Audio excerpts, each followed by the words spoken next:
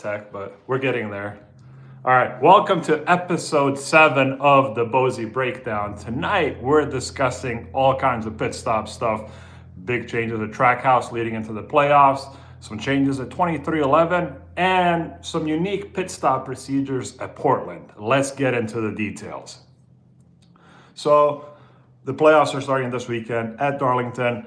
It's a pit stop heavy track. So what that means is that a lot of tracks, they'll be focused maybe on fuel or maybe strategy, but at Darlington, tire wear plays a big factor. So there will be a lot of tire changes. So having fast tire changes will be significant, and the teams that are in the playoffs have a huge focus on that. And one of those teams is the number 1 team of Ross Chastain at Trackhouse. So Trackhouse has decently strong pit crews, but that number 1 pit crew really hasn't been in the top ranked group. The top handful of teams for most of the season have been teams like the number 23 of Bubba Wallace at 2311 Racing, the number 5 pit crew of Kyle Larson at Hendrick Motorsports, and there has been a Trackhouse pit crew up there, but it's been the 99 pit crew of Daniel Suarez. And they've been ranked in that top range of, top 3 or top 5 teams for quite a few weeks, and it's been just a big switch back and forth occasionally. But the number 1 pit crew has kind of been way in the back, whether they're in the 15s or 20s or maybe even top 25 certain weeks. So Trackhouse has decided to make a change. And the big change at Trackhouse going into Darlington is that Jackman Josh Appleby will be moving from the number 99 car to the number 1 car. And that is significant because Josh Appleby is the number 1 ranked Jackman on pit road. So what Ross Chastain is getting here is getting the highest skill set currently available in the NASCAR Cup Series. And that's pretty important because with the next gen car and how fast pit stops move these days, the Jackman is really a significant part of the pit stop. And Appleby, this will be a kind of a new adventure for him because he's been on that 99 car with Suarez since 2022. And my assumption is that they likely kept him on the 99 all the way up until Daytona because they wanted to help Suarez try to get into the playoffs. And now that Suarez isn't in the playoffs, they're pulling their resources and pushing that 1 car to move ahead. Appleby will be replacing Shane Wilson, who's also a veteran Jackman, but he isn't ranked quite as high. And we might see some other changes with the Trackhouse pit crews. Nothing's changing right now, but because SVG is in the playoffs and he has a brand new pit crew, I could potentially see them plucking some guys from the 99 and putting them on the 88 if they can see something that'll help there. The 88 pit crew has kind of been ranked towards the middle of the field, I would say, maybe sometimes closer to the back, because they are a brand new group of guys that was pieced together this year. So they're learning each other, learning some of the intricacies, and they have gotten better throughout the year. But there are still improvements to be made there. So we'll see if down the road we might see some guys pulled from the 99 over to the 88 and see how all that works out. The 2311 story is kind of similar, where you have a top-ranked pit crew with the 23. They've been the top pit crew or in the top 3 for most of the year. And then you have Tyler Reddick's pit crew on the number 45 that's hovered around 10th place or so when the pit crew rankings are usually done. But what has really impacted that number 45 pit crew this year is not only do they have some new members that they've been getting used to and then some things there, but they've also had quite a few injuries. So after Dover, their Jackman that they acquired from Stewart-Haas Racing, Brendan Banks, went out for a knee injury. And I believe that he's going to have some work done on that. And as it is with knee injuries, they take some time to heal. So my understanding is that he could be back maybe for the Daytona 500 at the earliest. So because Banks has been out since Dover, Damian Jackson, who's one of their PDG guys, so PDG is the pit crew development group that 2311 and Legacy Motor Club have formed in order to develop pit crew members for situations like this, and in order to develop pit crew members to be promoted, they pulled Damian Jackson in to substitute for Brendan Banks. And Damian is a pretty good jackman, but he's brand new. So he joined last year. He's been doing a lot of Xfinity races and occasionally been out on the 67 car and the 84 car. But now he's been assigned full-time duty basically on a playoff car. So that will be pretty important and something where he'll have to take those handful of races and the races he's done on the 45 now and try to, build some strengths and build chemistry with the rest of the team. But not only did Banks go out, their front tire changer, Devin Lester, also got a knee injury. So he is gonna also need some work done on that, and he might even be out for longer than Banks. So Devin Lester, also a very young guy, he's the front tire changer for that 45. He kind of worked his way up into that position, and that really is impactful for that pit crew because he's been ranked in the top 10 for front tire changers for a good chunk of the year. And I believe right before he went out, he was maybe the 7th highest ranked front tire changer, which would have been very helpful in the playoffs. The good news for 2311 is because they've built that PDG group, they have some options. So they've been able to pull in Hunter Masling, who is a veteran tire changer. He's been at a bunch of organizations. He's won races. So he's somebody that has experience, and he's somebody that's been on the 67 car and I believe the 84 car for some of the races. So he's capable and he's quick. So they're still in a decent position. And fortunately for them, they've only drifted 2 or 3 spots back and forth in the rankings since Lester and Banks went out. So they've been pretty fortunate that it hasn't had a huge impact on them, but they will have to place even more emphasis on practice and on training as the playoffs go on because they have these new guys here. And that also extends down pit lane because there are other playoff drivers that have strong playoff runs that they want to have, but may not have the strongest pit crews. So SVG and his pit crew are often ranked in the 20s, and that same theory, same results apply for the number 21 pit crew of Josh Berry. So that is the pit crew that's kind of the development crew for the rest of the Penske teams, because the Penske house cars, the primary house cars will have the best of the best, and then the 21 will kind of get the next group. And that often is development guys or guys that maybe didn't fit in very well on one of the other cars. And the situation for the 21 is their jackman, Tice Nelson, was pulled over the winner to be placed on the 22 car of Joey Logano. The reason that happened is because Graham Stoddard, who was the jackman for the 22, had some kind of medical issue during the race at Phoenix, so they had to shuffle some guys and have somebody else finish the race.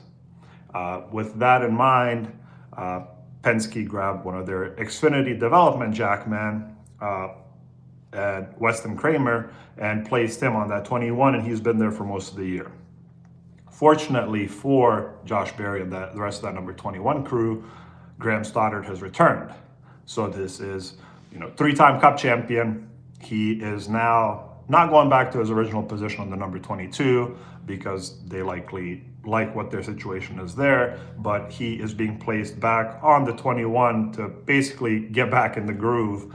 And that should allow the 21 to have a little bit of positivity going forward, considering his strengths and how well he's done in the past, which could also mean that Stoddard eventually will get moved back to one of the main Penske cars, depending on how all that works out. So there is a lot at play there, and a lot of this will really play out at Darlington this weekend, because there have been, races like Daytona where it's really a fuel game, and road courses and things like that. A lot of that recently, except for Richmond was really had some tire change impacts and some stuff there. So, but Darlington is really going to show where the strengths are for these people and who is going to gain spots on pit lane and who's going to come out on the rough end of everything that's happened here. In that same regard, there have been some shuffles at Legacy as well. We've seen the 43 car see some changes with Chris Hall, who's the lead for the pit department there, deciding to start pulling up some guys from the PDG, their development group. So we're seeing some younger guys move up there. We're seeing some guys get swapped out. So the fueler on the 43, Justin Reisman, got swapped out for Dakota Everett, who was the PDG fueler that was on the 67 and 84. They've also brought in Zane Dickey, who's a young tire changer. So there are a bunch of people there, but they have left kind of a key leader type role on that pit crew with Kellen Mills, who's the jackman. He's veteran jackman, been at Penske, been at Gibbs. He's done all kinds of stuff, and he really is really exemplifies that leadership role. So now they've placed a bunch of these young guys around him, and they have been working with him for the past few weeks or few months. And with Eric Jones doing so well at Darlington in the past, there could be some potential there now to see the fruits of all that stuff that they've put together. But that is one crew that I'm watching, not only over the next few races, but for the start of the next season, because they are really kind of putting all their cards out there to try to make use of everything they've developed so far. Outside of Darlington, we also have Xfinity going to Portland, and they are going to have a very unique arrangement for pit stops and even for the schedule. So because they are a standalone event, there are no separate pit crews that go over the wall. It will be the mechanics, car chiefs, sometimes crew chiefs that will be going over the wall and doing pit stops. Because of that, they've instituted some rules that are kind of similar to what we see in ARCA with timed pit stops. So the way that the rules are going to be configured in Portland for Xfinity is that fuel can only be added at stage breaks. And each stage break will have a 3-minute long pit stop breaks. And what that will require is tires to be changed first during that break, and then fuel can be added after that. The only thing that I don't really like from somebody that enjoys strategy is that fuel runs will be like mid 30 laps range for a full fill, but each of the stages is 25 laps long. So what that's going to mean is that once they fill the cars on each stage break, you won't really have to stop again, and there is no option for an alternate strategy where you could have somebody save and then drop in the middle of the race between stages to fuel. So that's kind of going to force all those things to play out from a fuel perspective, where fuel is kind of going to be predetermined. But they will allow teams to make green flag stops for tires outside of those stage breaks, but that will also come with its own rules. So what they've set for that is that there will be a minimum pit stop time of 63 seconds if somebody does come in for a green flag pit stop for 4 tires. And so maybe teams that want to put fresh tires later on in the race or find some option there, they will have to add that into their calculations to see if it's worthwhile from sitting in their box for 63 seconds, including the tire change, or the equivalent of being on track and how that's going to play into tire wear.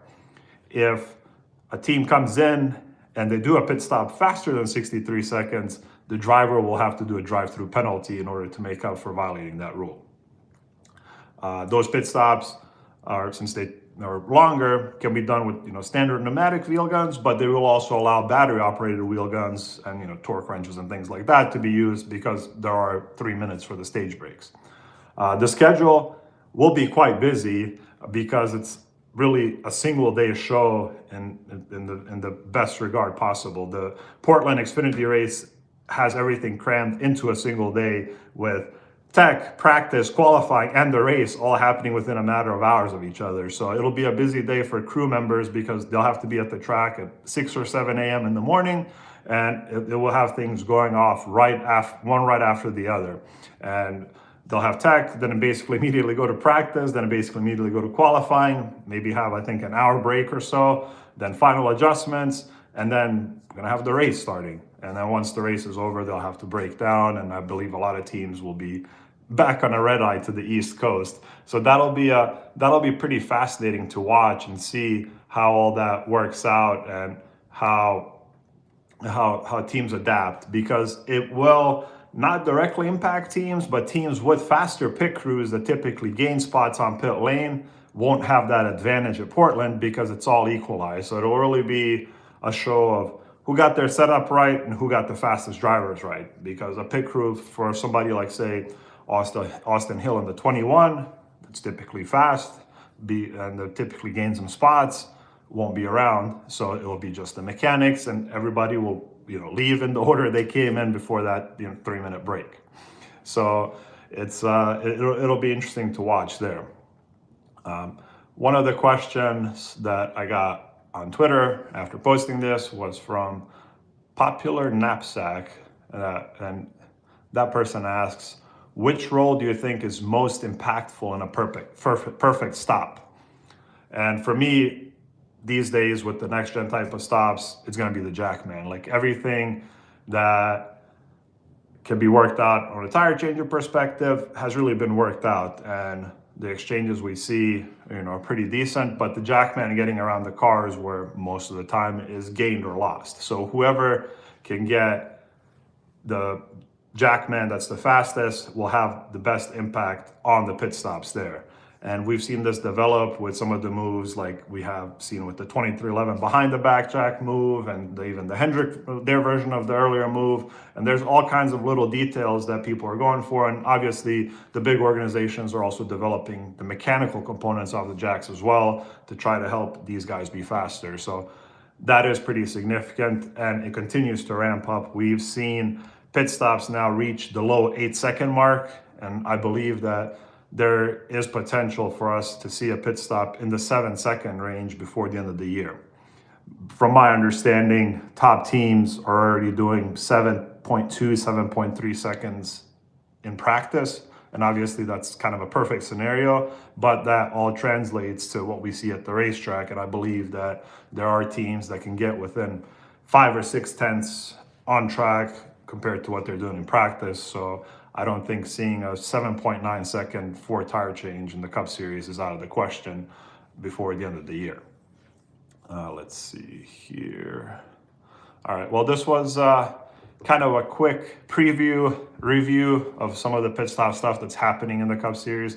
There's lots more. I'm going to try to do more of these and see if we can go over some of this stuff and try to give more notice so you guys can ask questions or anything else that might be interesting, and I will share that with you. Thanks for joining, and hopefully I'll be back with more episodes of the Bozi Breakdown soon.